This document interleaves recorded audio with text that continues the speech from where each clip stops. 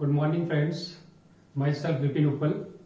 I am working as senior lecturer in EC department at St. Jayaprakash Polytechnic, Damla. So, dear students, we will discuss today GSM architecture, that is Global System for Mobile. This GSM system is used when we communicate from one mobile to another mobile. So, first of all, I will discuss the overview of this block diagram of this architecture. So initially we have mobile. MS means mobile station, mobile which we are using. This is BTS, base transceiver system.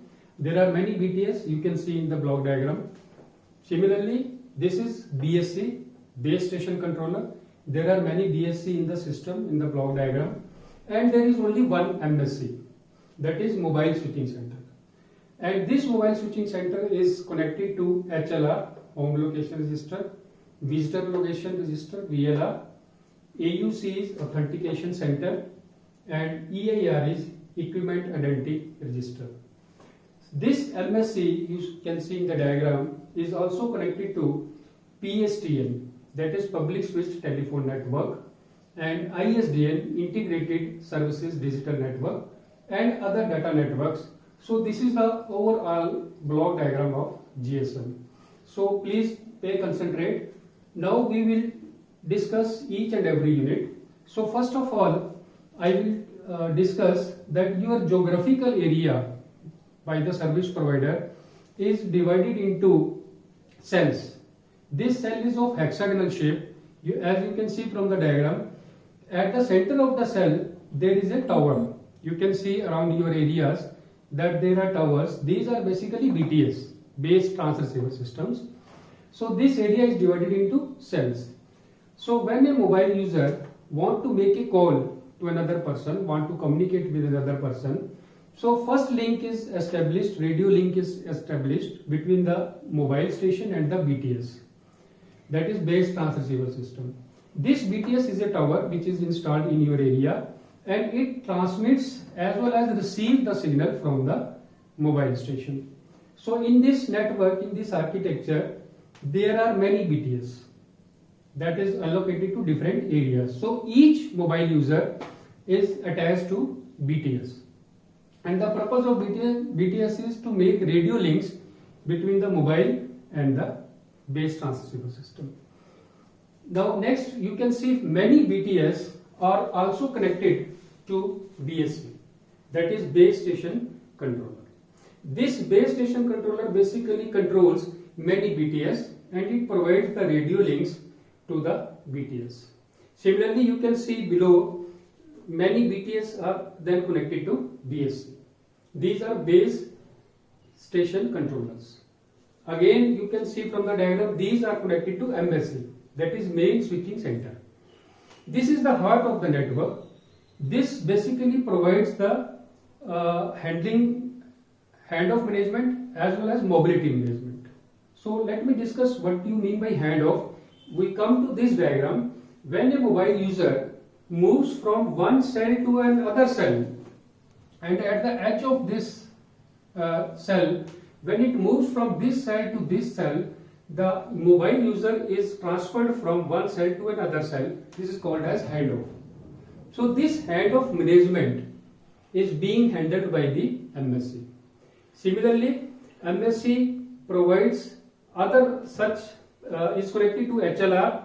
HLR is basically home location register. Every subscriber's data is stored in the HLR. This is a database management.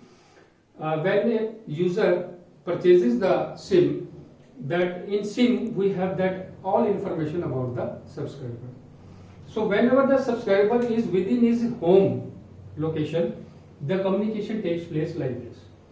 Similarly, when a user moves from his home location to another area, that is in the roaming state, in that case the user or subscriber is under the visitor location register. This is a temporary register, and it stores the information about the user. Similarly, we have authentication center. This authenticates whether a user is able to make a call or it is not able. And the purpose of this is that it authentifies the user. Suppose there are three lists in this. One is white list, grey list and black list. White list means subscriber is able to make conversation, make communication with the other user, and black means he is blacklisted, he is not more allowed to enter into the network. And grey list means for some temporary time he is not allowed to make communication, but later on he will be allowed. And similarly, this is being spotted by EIR, that is Equipment Identification Register. So every mobile that you have, it has a IMEI number, that is International Mobile Equipment Identification. You can see that each mobile is having some IMEI number. Now these MSCs, they are connected to public switch telephone network, then ISDN and data networks. So in this way, when we make a call, first link is established between mobile station to BTS, then BTS to BSC, then BSC to MSC.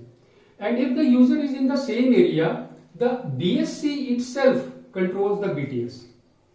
It is not going for other mobility management. So in this way, the general user, when uses GSM, it makes the communication in this way. And these are the interfaces. Interface means what are the protocols which are used so that this can make link with the BTS. Between mobile station and BTS, we use the interface UM. Similarly, between BTS and BSC, we use the interface ABIS, ABIS. And the interface between BSC and MSC is A interface. And similarly, between MSC and VLR, LRR and to other networks, it is called SS7.